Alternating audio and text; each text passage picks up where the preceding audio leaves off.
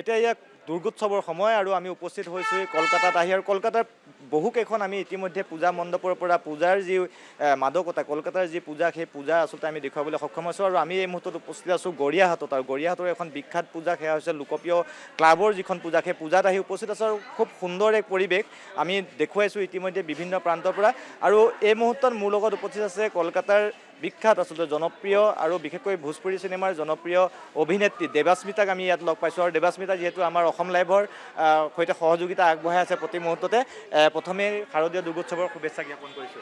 ধন্যবাদ। অসম লাইভতে সব দৰ্শকক মই মোৰ ফালৰ পৰা দুৰ্গা পূজাৰ শুভেচ্ছা জনাই আছোঁ।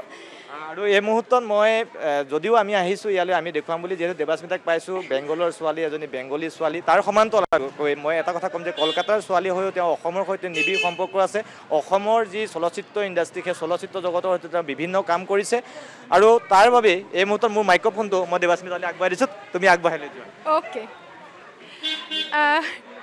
মই এতিয়া বাংলাতে কৈ আছোঁ কাৰণ ইয়াত দর্শকৰ লগত মোৰ বাংলাতে মানে কথা ক'ব লাগিব। তো এই মুহূর্তে আমরা রয়েছি হিন্দুস্তান ক্লাবের দুর্গা পূজা প্যান্ডেলে। তো আসুন আমি আপনাদের নিয়ে যাচ্ছি, আসুন। খুব সুন্দর আলোকসজ্জা আর খুব সুন্দর আমরা দেখতে পাচ্ছি। আমি দাদাকে একবার একটু রিকোয়েস্ট করব এই লাইটগুলো একটু দেখান। একদম অন্যরকমভাবে এরা সাজিয়েছে, একদম বেলেগকে সজাইছে তেওঁলোকে। আৰু ইয়াতে মই এজনী ধুনীয়া ছোৱালীক লগ পালোঁ।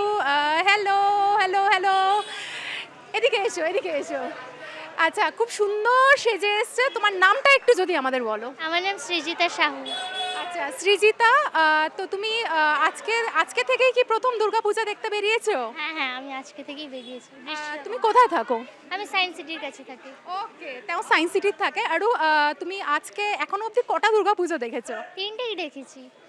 শুধু তিনটে? হ্যাঁ, এই কিছুক্ষণ আগে এসেছি। আচ্ছা, আজকে কটা দুর্গা পূজা দেখার প্ল্যান আছে? মোটামুটি রাত 10টা অবধি। ও মাই গড, রাত 10টা লৈকে দুর্গা পূজা চাব মন আছে। চলো, তুমি ভালো করে দুর্গা পুজো দেখো। দুর্গা পুজোর শুভেচ্ছা জানাচ্ছি। ধন্যবাদ, থেংক ইউ। তো এতিয়া আমি আপোনালোকক দেখুৱাম আমাৰ মা দুৰ্গা। ইমান ধুনীয়া আমাৰ মা দুৰ্গাক ইয়াতে সজাইছে। আৰু আমি এতিয়া গৈ আছে। এতিয়া যিমান সন্ধিয়া বাঢ়িছে আৰু সন্ধিয়া মানে যিমান ইভিনিং হৈ আছে ভিৰ তেনেকুৱা বাঢ়ি আছে মানুহৰ। ইয়াতে বহুত মানুহ আহিছে। মই আৰু মানুহৰ পৰা ইণ্টাৰভিউ ল'ম। মই দাদাক ৰিকুৱেষ্ট কৰি আছোঁ, আপুনি দুৰ্গা মাৰ ফালে একবাৰ দেখুৱাওক। তো আচ্ছা, তো এখানে আমরা দেখতে পাচ্ছি এখানে সবাই ফটো তুলতে ব্যস্ত। তো তোমাদের নামগুলো একটু জানতে পারি? আমার নাম গৌরবাদিত্য। আচ্ছা, আদৃত, প্রতীতি, স্বস্তিক। আচ্ছা, তোমরা কি স্টুডেন্ট, রাইট? হ্যাঁ, স্টুডেন্ট। তো আজকে থেকে কি প্রথম দুর্গাপুজো? আমরা বন্ধুর বাড়িতে গেছিলাম, সেখান থেকে আমরা একটু ঘুরে চলে যাচ্ছি। ও, তার মানে এটাই ফার্স্ট দুর্গাপুজো। তো এমনি দুর্গাপুজোয় কি করো, মানে সারা রাত জেগে দুর্গাপুজো যেটা দেখা? হ্যাঁ, সারা রাত জেগে দুর্গাপুজো তো একটা থাকেই। তাছাড়া যে নতুন বাংলা সিনেমাগুলো পুজোতে রিলিজ করে ওটা দেখার জন্য মুখিয়ে থাকি। তাছাড়া পূজাবার্ষিকীগুলো তো মানে আগেই সংগ্রহ করার থাকে। তো দুপুরবেলা মানে এখন ওদের সাথে ট্যাগ করতে পেরেছি, যখন ট্যাগ করতে পারি না একা থাকি তো ওগুলো পরে সময় কাটাতে হয়। হ্যাঁ, আর এমনিতে মানে বলতে দে।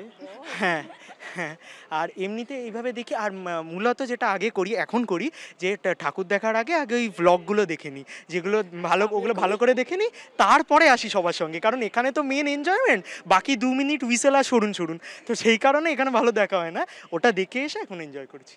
ওকে, তার মানে আগে ব্লগ দেখে তারপর কোনটা কি ভালো সেটা দেখে এইখানে আসে। Wow, very good. আচ্ছা, আমরা এসেছি অসম লাইভ নিউজ চ্যানেল থেকে।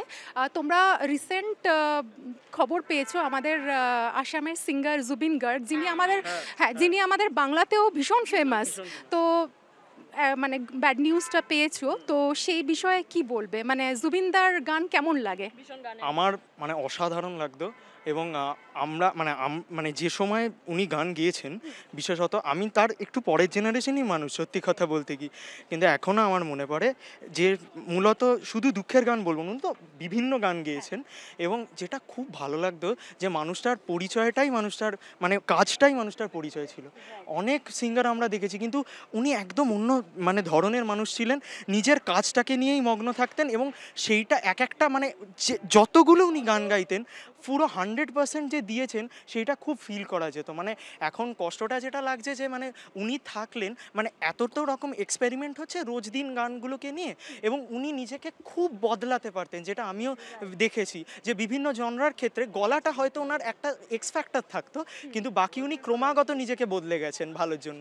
তো এই জিনিসটা খুব ভালো লাগতো। আর আমার এখনও মনে পড়ে যে প্রত্যেকটা গান আমি শুনেছি, এটা মানে সত্যিই খুব দুর্ভাগ্যজনক, কারণ বিভিন্ন লোক বিভিন্নভাবে ফেমাস হয়, সেলিব্রিটিরা বিভিন্ন রকমভাবে ফেমাস হয়, প্রত্যেক দিনই কিছু না কিছু ভিডিও আমরা পাচ্ছি, কিন্তু দুঃখের বিষয় এই মানুষটি যখন গান গাইতেন তখনই আসতেন এবং মনে রয়ে যেতেন অনেক দিন অনেক। জুবিনদার গাওয়া গান একটু দু লাইন যদি শোনাও।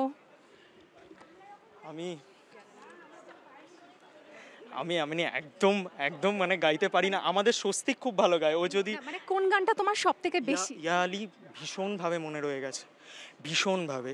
আর দেবদার ছবিগুলোতে যে গানগুলো হতো লাস্টের দিকে যে গানগুলো ছিল সেগুলো খুব খুব খুব মনে রয়ে গেছে আর কি। আর ইয়া আলী চিরকাল থেকে যাবে, মানে ওই ওই ওই ওই গানটার সত্যি কোনো তুলনা নেই।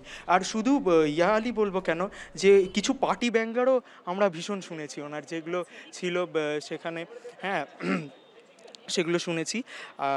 আর কিন্তু একটা জিনিস ছিল, ইয়া আলীর একটা মানে অন্যরকম অ্যাপিল ছিল না, উনি হয় ধন্যবাদ জ্ঞাপন কৰিছোঁ মাধৱজ্যোতি দত্ত, সমান্তৰালকৈ দেৱাস্মিতা বেনাৰ্জীক ধন্যবাদ জ্ঞাপন কৰিছোঁ।